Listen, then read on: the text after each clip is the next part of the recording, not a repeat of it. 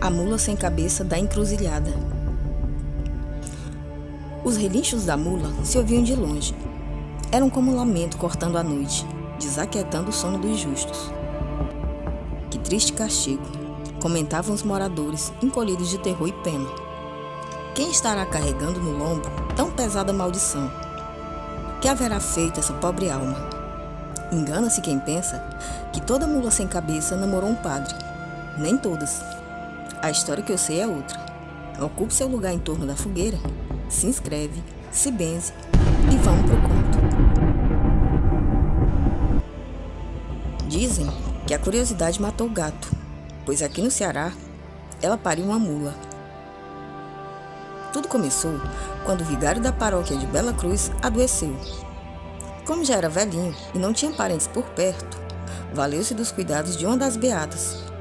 Uma delas, particularmente boa samaritana, se dedicava com o mesmo empenho de uma mãe por um filho doente. Mas como todos sabemos, não há boa pessoa que não tenha seus defeitos. A Beata Maria das Dores não fugia a essa regra. Tinha uma alma cristalina para ajudar as pessoas, mas era fofoqueira. Era um tipo de vício, a curiosidade na vida alheia. Corria por dentro, era visceral. Camuflada sob o manto de uma boa senhora de igreja, ela se infiltrava em qualquer ambiente para ouvir as conversas do povo. E se o castigo costuma vir a galope, o dela viria assim, literalmente. Em uma tarde em que ajudava o padre, acamado na casa paroquial, ela percebeu que uma mulher esperava para se confessar. Fazia tempo que as confissões estavam suspensas pela condição do padre. Então, a beata teve uma ideia. Se entrasse no confessionário sem ser vista, fingindo ser o padre, ouviria os podres da outra sem ser descoberta. Imediatamente, a corrosão pela fofoca começou por dentro. A comichão, pela notícia fresca contada em primeira mão, a fez cegar para toda a ética. E ali, no sagrado ambiente da igreja, ela corrompeu o sacramento da Santa Confissão e passou a tarde toda ouvindo toneladas de pecado da outra. Mal sabia Dorinha que ao fim dessa maratona, nascia uma maldição. No caminho de volta para casa, ia desgostosa, mas não de arrependida. É que nessa brincadeira que tinha lhe custado a tarde toda, ao final, a mulher só tinha contado pecado besta, nada chocante, nenhuma grande revelação. E inconformada, Dorinha pensava: a pessoa aluga os ouvidos da outra a tarde todinha para falar que é veaca, que tem raiva de vizinho e falar da sogra pelas costas. Aff, a pessoa é paia, até os pecados é paia. Assim, entretida em seus pensamentos, Dorinha tinha feito a metade do caminho de casa, quando chegou à encruzilhada com o sol se pondo. No momento em que atravessava, uma ventania súbita agitou as folhas secas do chão e girou em torno dela, transformando-se em um redemoinho. A beata agarrou a saia, segurando-a firme. O lenço em sua cabeça rodopiou ao vento e uma nuvem de poeira cobriu tudo. Quando finalmente atravessou a encruzilhada, o vendaval se desfez. A poeira assentou e Dorinha, olhando em volta à procura do lenço de sua cabeça, percebeu outra coisa. Estava andando sobre 4 apoios, como uma criança engatinhando. Entretanto, suas pernas não estavam dobradas, mas retas. Já não tinha pés nem mãos, mas cascos. E no lugar do lenço, tinha agora uma juba de fogo incandescente. Mas Dorinha não tinha virado uma leoa, não. Ao gritar de pavor pela descoberta, ela soltou um relincho e aí compreendeu. Dorinha havia se transformado em uma mula. A confusão e o desespero de constatar a triste condição a que estava condenada fizeram com que vagasse sem rumo pela estrada, sem jamais encontrar o rumo de casa. No dia seguinte, a cidadezinha estava empolvorosa com a notícia. A caridosa beata Dorinha estava desaparecida. Todos lamentaram por isso, mas ninguém mais que o padre, que perdeu sua cuidadora mais devotada. A comunidade de senhoras se encarregou da tarefa. Dentre essas senhoras, uma mulher chamada Maria de Jesus, a de Gé, tinha se confessado um dia antes, e apesar de que o padre não falava nada, teve a impressão de que ele estava melhorando. Quando chegou a sua vez de cuidar do vigário, ela agradeceu a ele pelo esforço da confissão e lamentou a recaída. O velho então explicou a ela que há dias não saía do quarto. A mulher não entendeu nada. Primeiro, o padre estava falando normalmente. E segundo, ela tinha certeza de haver se confessado. Mas a quem? Eram muitos os mistérios, mas o principal deles ainda estava por aparecer. Em uma noite de quinta para sexta-feira, deu-se a primeira aparição da mula sem cabeça. A desenfreado galope foi vista subindo a estrada da encruzilhada na direção da igreja, relinchando queixas madrugada afora, sob chispas da cabeleira em chamas. Em poucos dias, na pacata Bela Cruz, não havia um vivente que não a temesse. No ponto mais alto dessa agonia, tiveram uma boa notícia. O padre tinha se recuperado e voltou a rezar missas. Foi um conforto para o povo.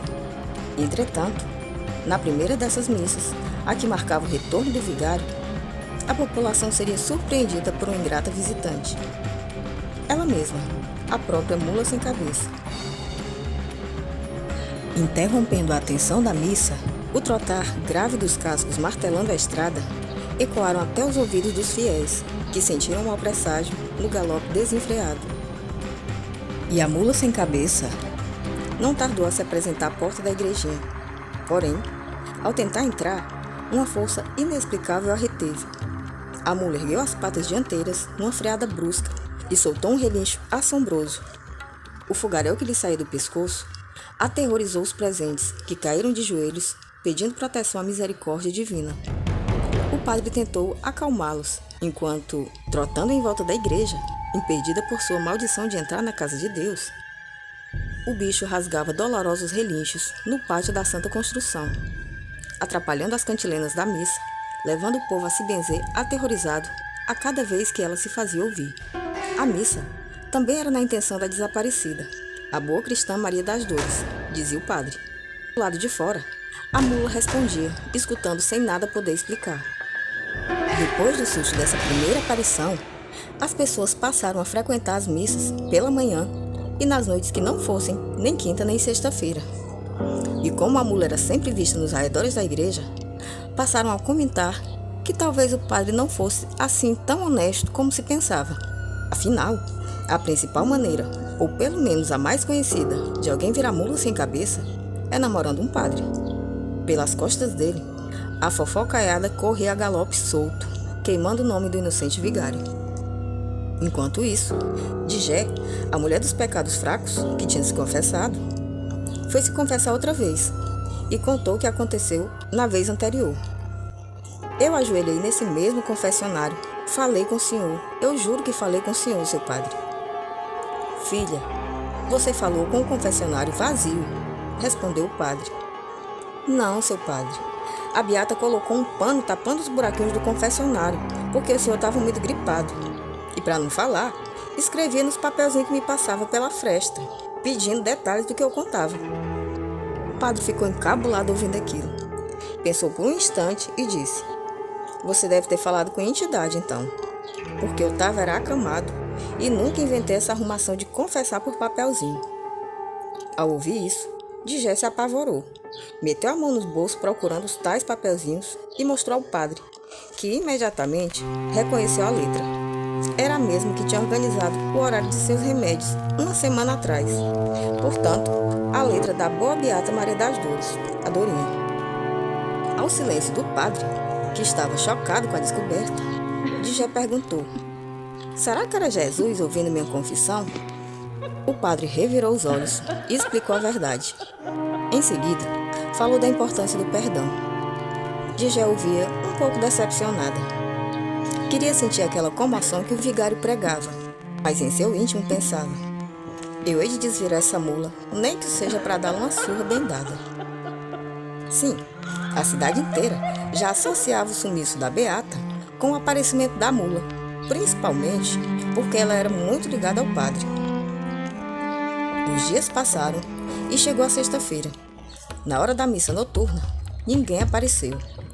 Por algum motivo, o padre decidiu celebrá-la mesmo assim, para ninguém. Em pouco tempo, porém, chegou a primeira e única criatura que apareceria aquela noite: a mula.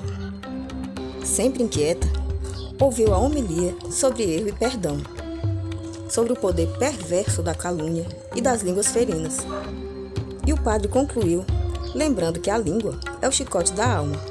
Ao final da cerimônia, foi até o pátio da igreja, onde o animal amaldiçoado repousava, e benzeu-a, que Deus te perdoe. A mula seguiu seu caminho sem que nada mudasse. Seguiu sua sina galopando madrugada afora. Enquanto isso, na paz de seus lares, os habitantes do local tesouravam o nome do padre e o da desaparecida, como se fossem realmente um casal. Especulava-se sobre o que teria acontecido enquanto o padre dizia ter ficado doente, e a beata não saía de lá, dizendo ela que era cuidando do doente. Essas palavras eles falavam cheios de ironia. Fato é que a mula nunca atacou ninguém, e a cidade compreendeu que o único interesse dela era mesmo ficar perto do padre, segundo eles, o seu amado. Já não se temia a mula como antes, e assim sendo, as missas da sexta-feira foram aos poucos voltando a ser frequentadas com normalidade. Faltavam poucos dias da festa da padroeira, e esse passou seu principal assunto: a procissão, a missa de Nossa Senhora da Penha e os festejos na praça, que aconteceriam depois. E na esteira da expectativa dos preparativos, chegou enfim o dia dos festejos. O andor que carregava a Santa Nossa Senhora da Penha, e ornado de flores e carregado por meia dúzia de homens. À frente, um grupo de crianças jogava pétalas de flores à passagem da padroeira. Em seguida, vinha o padre, os coroinhas, as beatas e, por fim, os fiéis, agrupados com velas acesas e cantos de fé cristã. A procissão percorreu a cidadezinha, agregando mais fiéis por onde passava, e em um par de horas, uma multidão acompanhava a sagrada padroeira, sob a lua que começava a despontar no céu. Quando a noite caiu, a procissão tornou-se um espetacular conjunto de pontos de luz caminhando e cantando, iluminando a penumbra por onde passava, até chegarem à encruzilhada. Nesse momento, um ponto de luz maior que todos os outros, na verdade, um fogaréu sobre 4 patas, começou a seguir a procissão.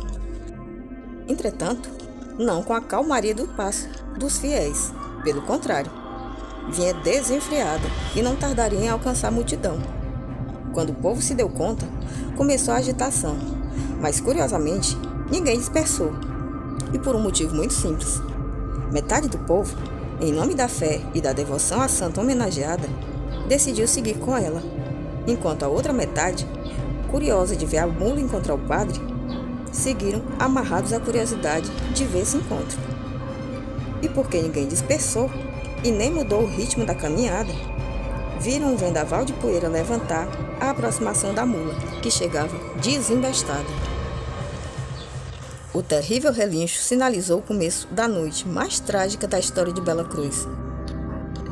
A mula passou rasgando a multidão, atropelando todo mundo, pisoteando e escoiciando com tanta força que partiu o povo no meio, enquanto baixando a cabeça, ou pelo menos o que deveria haver no lugar da cabeça, incendiava os outros.